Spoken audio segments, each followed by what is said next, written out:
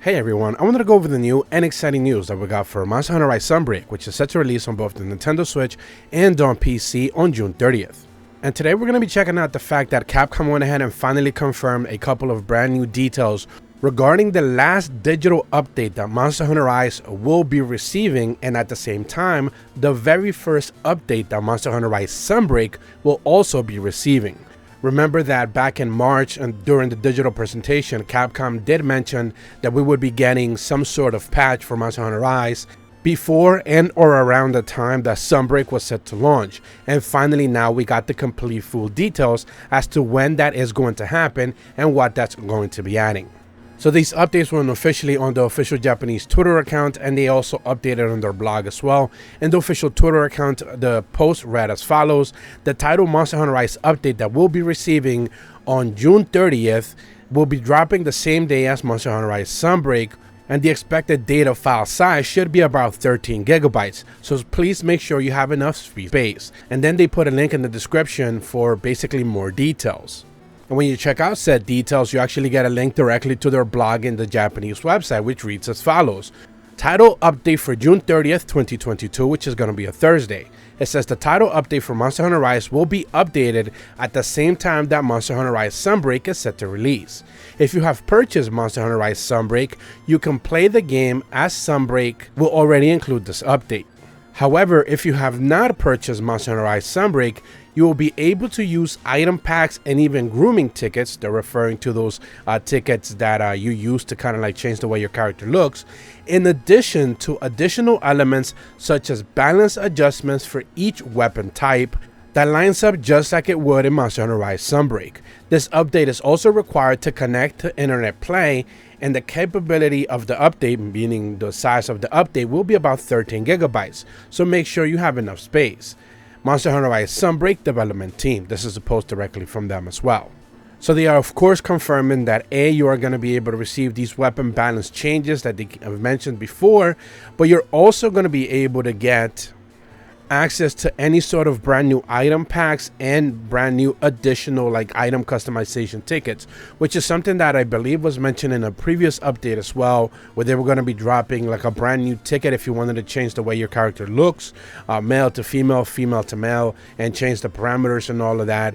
You're going to be able to get a brand new ticket. If you already use one of those with the introduction of Sunbreak, they're going to drop another one of those tickets, so you don't have to pay, but that option is there to pay. I believe it costs like $3 to $5 if you buy one of those tickets, so you're going to be able to save that money if you want to change the way your character looks. On top of that, you get a free item pack, and of course they mentioned the additional weapon balance being added into the game. Now, one of the things that I have talked about before when it comes to this specific update, which they still did not specifically mention, is the brand new quality of life improvements that we have been seeing Capcom mention regarding Monster Hunter Rise Sunbreak. I'm specifically talking about two specific things: the morphed wire bug additions. This will be the ruby and the gold wire bugs, and of course the wall running updates that we are seeing as well. The wall running basically makes it so you no longer have to use a silkbind attack or a wire bug to be able to fling yourself up to a wall. You can simply just run up to a wall and automatically run upward. You no longer have to spend a silkbind attack to do that. They do not mention that you're also going to be receiving that quality of life change into Monster Hunter Rise, although presumably you should be able to, but of course until they confirm it, we can't really assume that they will. And of course, when it comes to the morph wire bug, meaning those wire bugs that are going to be like flying around the map, that you're going to have access to if you pick up the ruby or the gold one, whichever one it is. One of them gives you mounting power, so essentially whenever you do your finisher with a monster, you do more damage, and the other one lets you drop more shinies. Whenever you're attacking a monster with another monster that you have mounted, you're going to be able to get more shiny drops from one of those monsters as well, and it counts as the third wire bug as well. We don't necessarily know if that update as well is going to become available for players who do not purchase Monster Hunter Rise Sunbreak. The reason why I think this is important is because the only times we have seen the morph wire bugs being showcased so far is during the Citadel. We have not seen the morph wire bug appearing in the old maps of Monster Hunter Rise. This is why I say that if they do not add those morph wire bugs into Monster Hunter Rise, it's because most likely those morph wire bugs are only ever going to appear in the Citadel. It would be weird if they choose to do that, add a mechanic just for specifically one map, but it could be a possibility. Again, we don't necessarily know. Another thing that they haven't necessarily confirmed is the Silkbind attack changes. We know that they're going to be adding Silkbind attacks into the game. We know that they're going to be tweaking the Silkbind attacks that are not necessarily all that helpful or all that powerful for players right now for some specific weapons. There's specific weapons right now that basically just have one Silkbind attack that's really viable, and the other two are just kind of completely worthless. You don't even want to touch them. They're kind of pointless.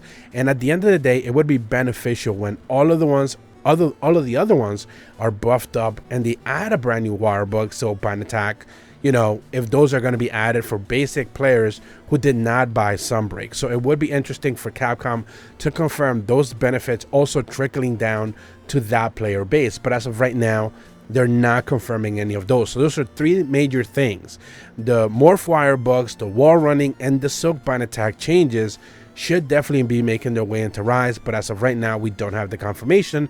The only confirmation that we do have is the balance changement adjustments for the weapons. Now, you would assume that the Silkbind attacks would be considered weapon adjustments as well. You know, I think it would be kind of encapsulate all of that, and it would be an interesting addition to the game. But at the end of the day, unless Capcom confirms it, I hate to reiterate that, but it's the truth. Unless they confirm it, you know, we can't really quite assume that they are going to do that as well. So basically, this is going to be it. On June 30th, you're going to be able to get an update automatically if you purchase Sunbreak, either the digital version or the physical version, which of course is just a downloadable code. That version of Sunbreak is going to automatically come with the patch, so you don't necessarily have to worry about it. It's going to be part of the downloadable update that you're going to have, so you don't necessarily have to think about it. But for players who do not update on that day, for Monster Hunter Rise, if you want to play with your friends still, you're going to have to update the game. This title update is going to be able to require you to basically do so if you want to play online. And you're going to be able to get all the benefits that so far seem to be just weapon balance changes, new item packs that are going to be continually dropped into the game, and of course any sort of like additional tickets to be able to like change the way your character looks. They don't even talk about paid DLC being like able for you to be able to go ahead and purchase if you do not upgrade to Sunbreak. Again, presumably you would think you'd be able to have that option to do so. They're not going to stop themselves from taking more money from players. Of course they want that, but again, it would be interesting to see them confirm this.